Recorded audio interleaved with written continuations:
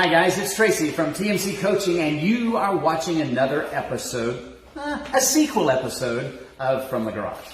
Remember, yesterday we were talking about leaders initiating connection with their team members. In other words, a business owner doesn't wait for the leadership to come to him or her. She or he goes to them. Same thing is true with a leader waiting for the team member to come to them.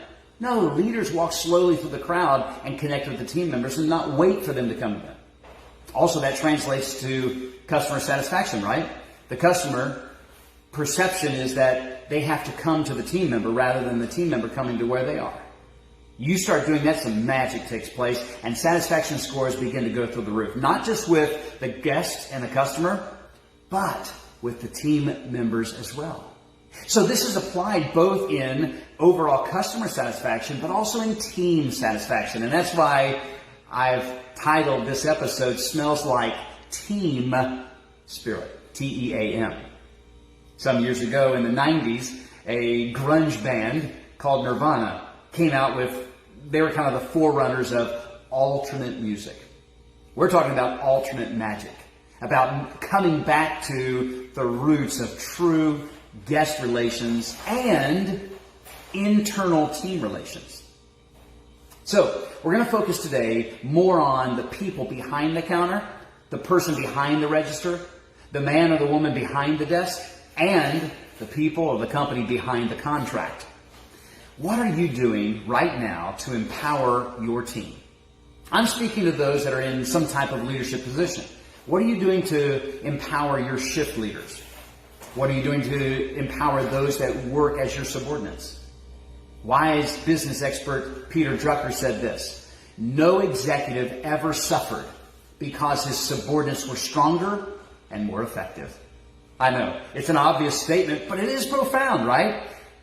It's profound because, generally speaking, we can't see the forest through the trees at times when we get our face into the business.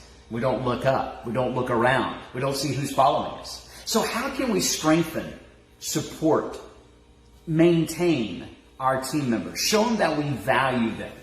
How can we strengthen our employees? Well, we can help them most by helping them develop their ability to work on their own, independent of us, and yet under our authority. Now, I understand if you're an employer and a manager, there are some out there, they find it very difficult to relinquish any power. They feel like they're losing control if they allow some team members or other leaders to have some of their power. But the truth of the matter is, when you empower a team member, when you support them, you strengthen them, when you help them to develop this ability, you know what you're saying to them? You're saying, I need you. You're saying, you're important here. You're valuable to me. I can't do it without you. I wouldn't want to do it without you. Well, that's pretty significant. So in what ways can you and I as leaders, how can we empower those that serve with us, serve under our authority? 4 I want to mention to you, although there's plenty. Number 1, this is the first. Give them opportunity to make a decision. I would imagine as they're watching you, they know what decision you would make. They'll come into that energy, make the decision on their own, based upon what they've seen you do. That's a win-win. They're doing exactly what you'd want them to do. They're doing what you would do if you were the one making the decision, and yet you have empowered them and connected with them. You've shown them that they're valuable. Second thing that I think you ought to do is grant them space to initiate action. Sometimes where culture is concerned, I've oftentimes seen, maybe it's the manager or the owner or the shift leader, and the team member is supposed to recognize a guest that comes in, and they fail to do so at least in the time frame or the window of opportunity that the owner or the shift leader wants them to. And so they jump out in front. But if you give them just a second or two longer, they might just surprise you and do exactly what you'd wanted them to do. And then what you've done is empowered them. Thirdly, provide them time to solve their own problems. I know in a quick pace industry such as retail or food service, it's very difficult as problems arise. We're playing whack-a-mole. Bang, bang, bang. We know exactly what we're supposed to do and when we're supposed to do it because we've done it so many times. But when you're training and you're bringing up a new generation and empowering them to do the job you want them to do, Don't be frustrated at them if you haven't given them enough time to solve the problem. Give them the resources as well, of course. A final thing that I think would be important in empowering those that are serving with us and serving under our authority is recognize them when they meet the challenge. When they do something right, celebrate that. Pause, reflect on what they did good.